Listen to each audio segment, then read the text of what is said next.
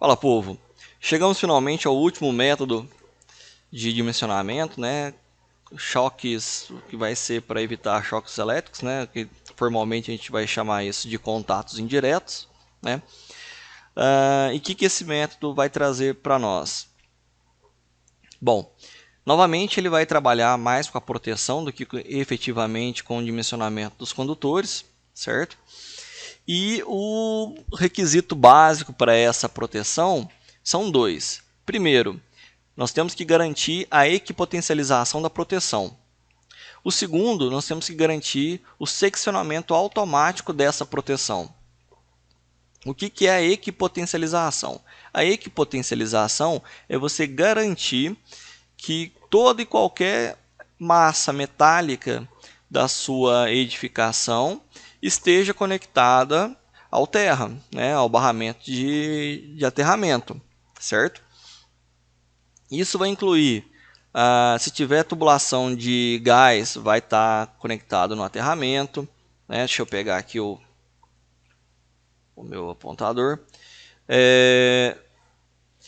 Barramento de estrutura metálica, de antenas, na verdade, tudo que for metálico, esquadrias, etc. e tal, vamos estar tudo conectado para barramento de terra.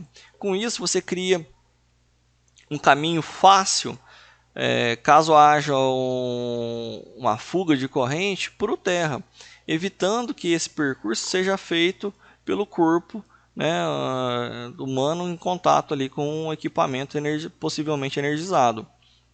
Então, garantindo a equipotencialização com um bom sistema de aterramento, estando tudo bem aterrado, você já garante um dos requisitos, né, para proteção contra choques elétricos.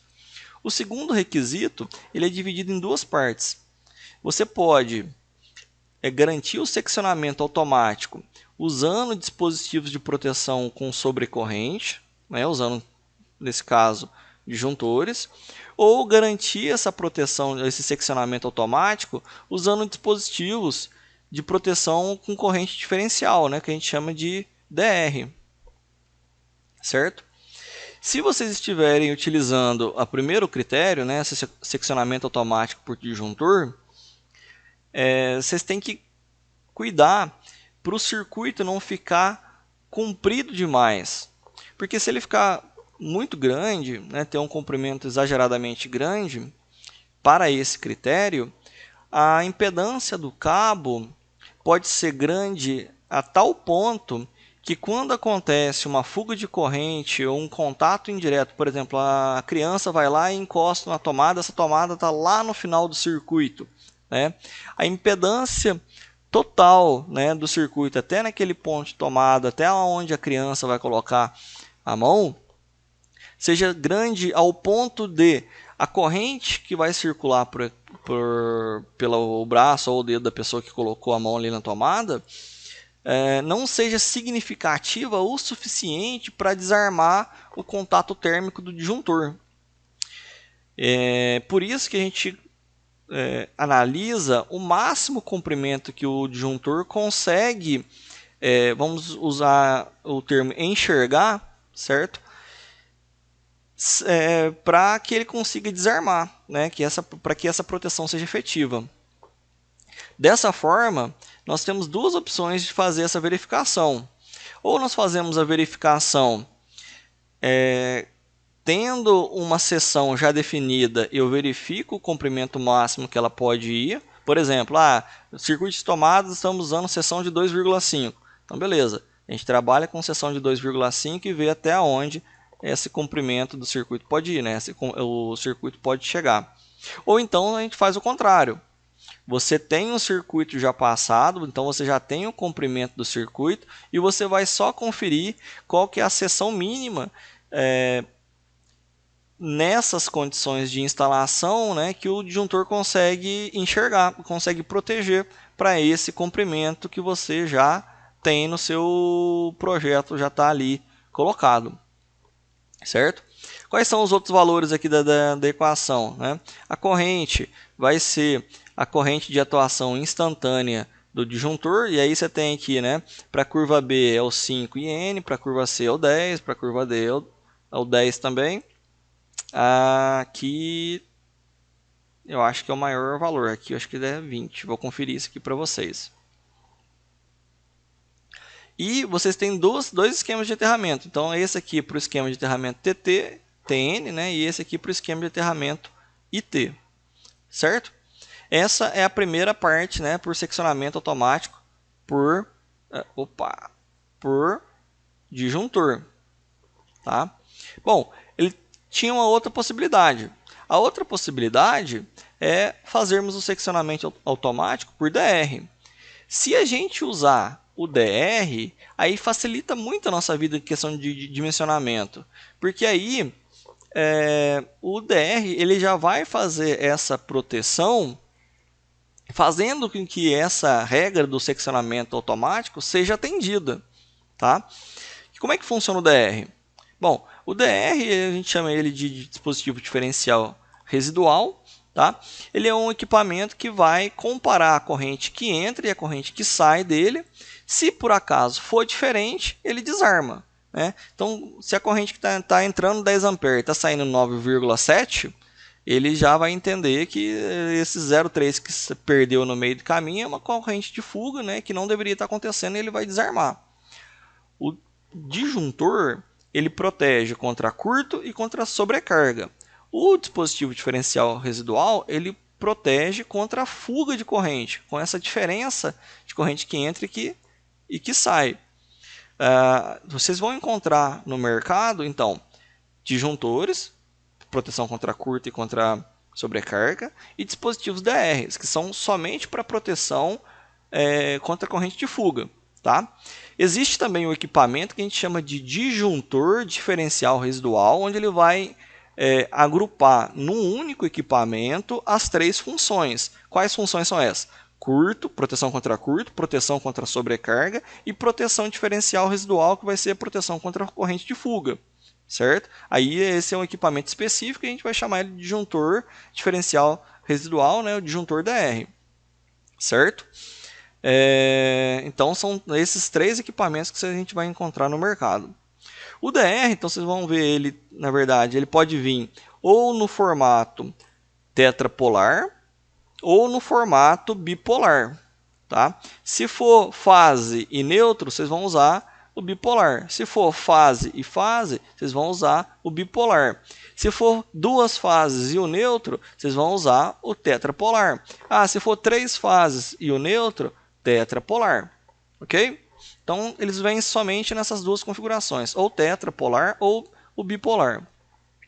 E como é que é a construção interna dele? A construção interna dele, ele tem aqui no meio um transformador diferencial, tá? Um toroidezinho, vou abrir ele aqui. O que isso aqui faz? Ele analisa a corrente que desce, né? Que está descendo aqui pelo condutor, ela passa, vem no teu equipamento e volta. Se a corrente que passa, que desce, é a mesma que volta, o campo magnético que essa corrente descendo gera é igual ao campo que essa outra aqui, né, que está voltando, gera. Um anula o outro e fica todo mundo por isso mesmo. Se por acaso você tem uma fuga de corrente no equipamento, a corrente que está descendo já não é mais a mesma que está voltando. Aí você vai ter um campo magnético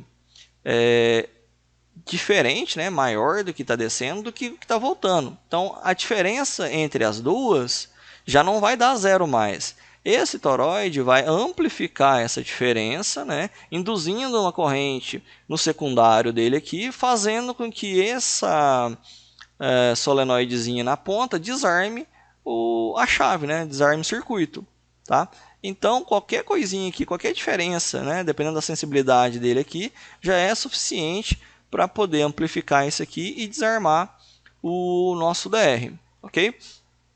Para que a gente faz isso? Bom, a gente tem uma sensibilidade relativamente alta com questão de corrente percorrendo o nosso corpo, né, o corpo humano. A IEC 60479 ela traz alguns percursos, né, que a corrente faz pelo nosso corpo em função, né, da corrente e em função da parte do corpo que está sendo percorrida. O percurso mais crítico é o percurso mão esquerda até o pé, tá? Esse percurso, né, onde vai passar ali pelo coração, ele causa, né, diversos problemas. Então tem um gráfico onde a gente consegue quantificar a quantidade de corrente que passa nesse percurso e o tempo, né, e as consequências físicas, né, as consequências fisiológicas. Então, se vocês observar aqui nesse gráfico, nessa primeira parte em azul aqui, você não tem nenhum efeito perceptível. Isso aqui eu estou então andando aqui entre 0,1 e 0,5 mA. Então você não tem aí nenhuma percepção de efeito com essa faixa de corrente.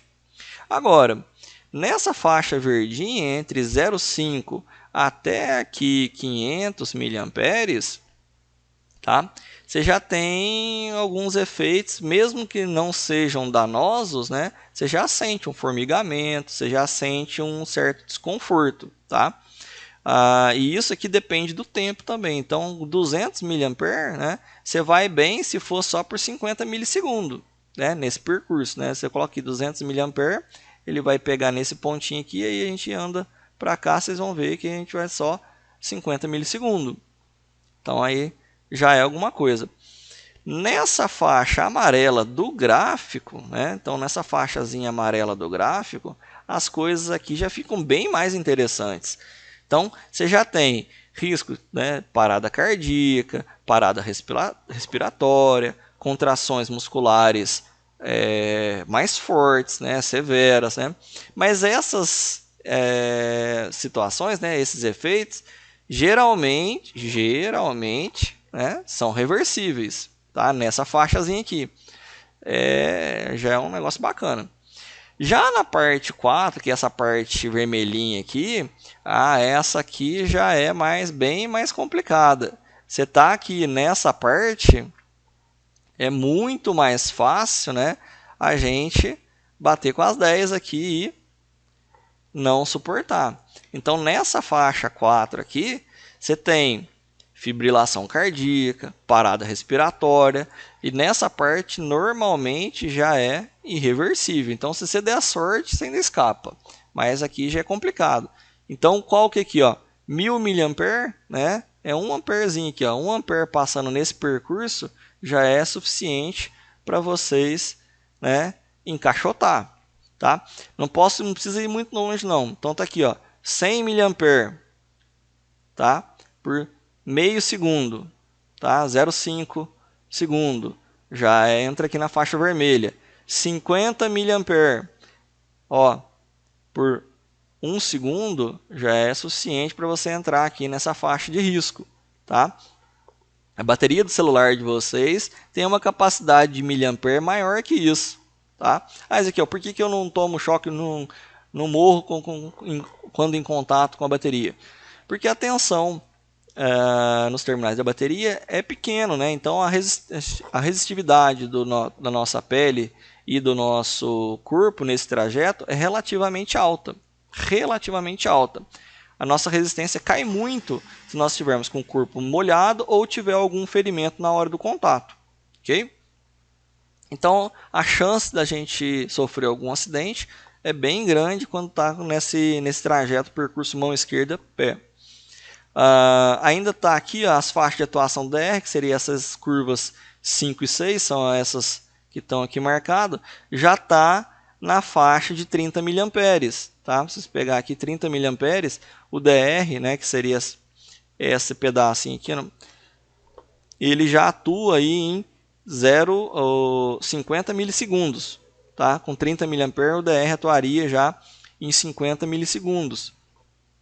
Então o DR ele é o equipamento que vai estar aí protegendo, né, essa questão contra contatos indiretos, né, proteção da pessoa mesmo, né, de qualquer contato nosso. Ok? Quando e onde a norma NBR 5410 exige a presença do DR, tá? Se vocês forem usar o DR para nosso caso de instalações residenciais, é obrigatório que a sensibilidade dele seja menor que 30 mA. Ele tem que ser sensível, então a corrente diferencial dele seja menor ou igual a 30 mA, ok?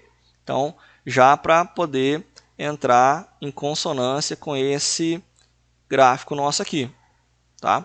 Então, beleza. O DR, obrigatoriamente, ele tem que ter a corrente de ajuste dele, a corrente de sensibilidade dele, para 30 mA. Quais circuitos que vocês vão usar? Circuitos que sejam utilizados, né, que tenham pontos de utilização em locais contendo banheira ou chuveiro, tá? Esse aqui, ó, então quer dizer que o chuveiro precisa ter DR? Sim, o chuveiro precisa ter um DR. Circuitos que alimentem tomadas, né, situadas em áreas externas, mas que possam vir a atender equipamentos na área externa. Vou traduzir. Você tem ali o equipamento, está do lado de dentro, está na sala do seu apartamento, da sua casa, do seu projeto, tá? Mas nessa tomada da sala tem a possibilidade de ligar, por exemplo, uma máquina de lavagem de alta pressão para limpar o quintal na frente da sala. Tem possibilidade de você colocar uma extensão e colocar um aparelhozinho de som lá do lado de fora. Se está do lado de fora, tem o perigo de molhar, tomar chuva, qualquer coisa que aconteça. Então, qualquer equipamento que, mesmo que qualquer circuito onde a tomada esteja do lado interno da casa, mas que tenha a possibilidade de atender qualquer equipamento do lado de fora, esse circuito tem que ter o DR, tá?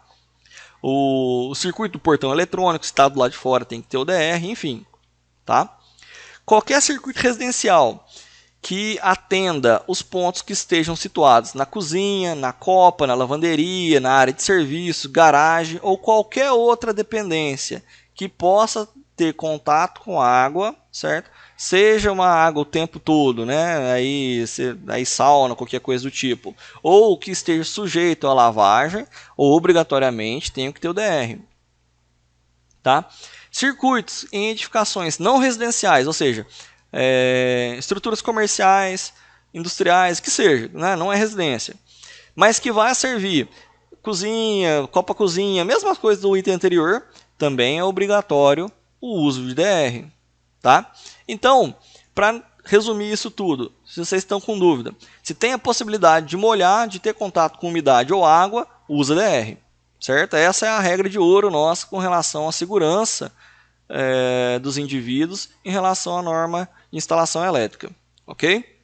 Se vocês fizerem o uso do DR, né, colocando o DR, a gente já não precisa se preocupar, né, vou voltar aqui um pouquinho, tá, com a questão do comprimento do nosso circuito. Tá? Que aí o DR ele já vai fazer a função de proteção, tá? E os outros 5 critérios, né, já vão atender, né, nós já vamos pegar o maior dos 5 critérios e já vamos manter a maior da seção desses outros e pôr no DR a gente fecha o dimensionamento.